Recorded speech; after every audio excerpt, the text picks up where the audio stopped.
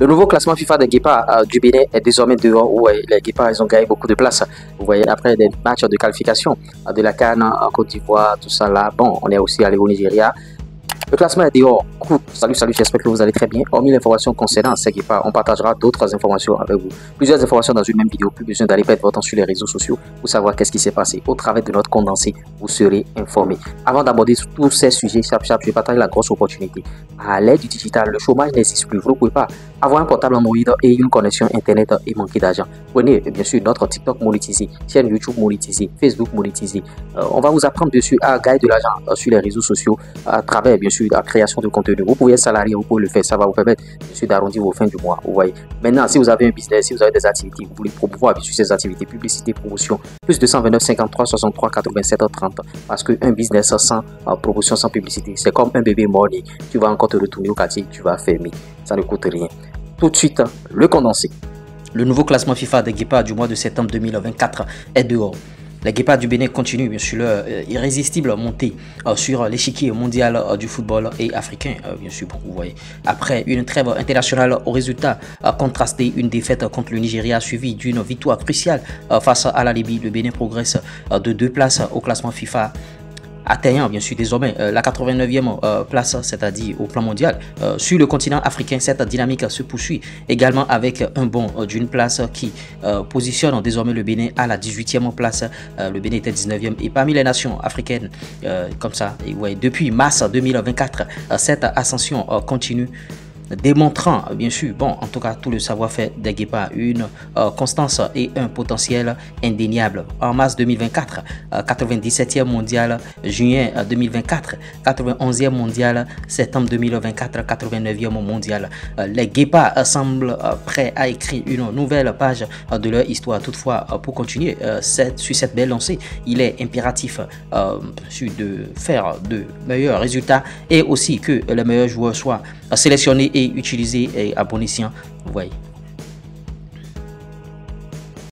Deuxième journée, Olivier Verdon, Ludogorets enchaîne. Ludogorets de Olivier Verdon a battu le Slavia Sofia ce mercredi 18 septembre 2024 pour le compte d'un match en retard de la deuxième journée de la Parva Liga. Hors de leur base, les Verts se sont imposés par le score de 1-0. Pour cette rencontre, le défenseur béninois a repris sa place de titulaire et a disputé toute la rencontre. Ludogorets récupère le fauteuil de leader avec 19 points et un match en moins. Match retour du second tour préliminaire de la Coupe des Confédérations. L'équipe de Dadje FC devrait bien sûr quitter Cotonou ce jeudi pour le Maroc où elle affronte le RS Berkane, la renaissance sportive de Berkane, et où la rencontre est prévue pour demain à partir de 20 h. Au match aller, les Marocains, bon en tout cas 2 fois vainqueurs de cette compétition en 2020 et en 2022, avaient gagné 2-0. Et oui, signera-t-il, signera pas, en tout cas c'est officiel, Nabi Yaro est devenu joueur des Buffles. Il est de retour au Bécaye après Enyemba et Coton. Le défenseur central signe avec Sirat Sport Buffle FC du Borgou. Insolite cette fois-ci, présentation bien sûr d'un joueur. Vous voyez, lors de sa présentation, il aborde le maillot de Napoli tout simplement, et ça dénote bien sûr d'un manque de professionnalisme. On tenait à clarifier cela. Il faut que les joueurs désormais, pour signer leur contrat, ils puissent venir bien sûr bien habillés. Vous voyez, pas le maillot de notre club. Si tu veux signer à Dija et tu portes le maillot de Napoli, c'est pas du tout bien. On va continuer avec ces images insolites, toujours 2 numéros 10, rassemblement bien sûr des U20 béninois. Pourquoi 2 numéros 10 dans un même groupe? Il faut veiller à cela, c'est pas du tout bien et c'est pas professionnel. Au travers de ces condensés, vous comprenez aisément que les Guépards sont en train de progresser. Et vous voyez, ils sont en train de gagner des places par rapport au classement FIFA, que ce soit sur le plan mondial ou bien sur le plan africain. Et ça dénote bien sûr du travail qui est abattu, le travail qui est effectué au sein de l'effectif des Guépards et au sein, bien sûr, bon, du gouvernement, j'allais dire, tout le monde s'y met, même les supporters, tout le monde est en train de se battre pour que les Guépards soient une équipe respectée désormais, et on soit respecté. Vous voyez, on a battu le Nigeria, c'est pas n'importe qui, et on s'est fait aussi rattraper derrière. Vous voyez, donc je tenais à partager ce classement avec vous. Olivier Verdon qui est en train de flamber dans son club, il est en train de cartonner. Olivier Verdon, et vous voyez, c'est bien, son club est en train de jouer, notons que le match passé, il n'avait pas joué parce qu'il revenait bien sûr de la sélection nationale, et cette fois-ci, il a joué Olivier Verdon et on est content. Ils sont maintenant leaders, ils sont premiers dans le championnat, il n'était pas leader avant et cette fois-ci c'est fait. Et vous voyez, Nabi Yao qui reprend bien sûr avec les Buffles du Borgou. Il était resté au Buff du Borgou. Après, il est allé à Enyimba. Après Enyimba, il est allé à Coton. Et de Coton, maintenant, il revient encore au Buff du Borgou. Et bon, en tout cas, c'est pas une histoire d'échec. Hein.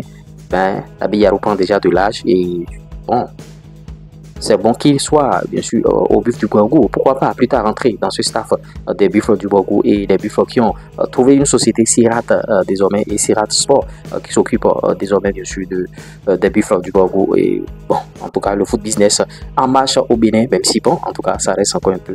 Et Dadji FC qui doit quitter aujourd'hui, moi, c'est l'information qui me fait un peu mal. Dadji FC va quitter aujourd'hui le Bénin pour jouer demain vendredi, oui. Demain vendredi au Maroc, parce que dans les pays maghrébins on joue souvent les vendredis et ouais, c'est pas bien, et ça fait très mal. Est-ce qu'ils vont pouvoir récupérer? Il y a plus de 2-0 ici. Bon, est-ce qu'il y a encore qualification?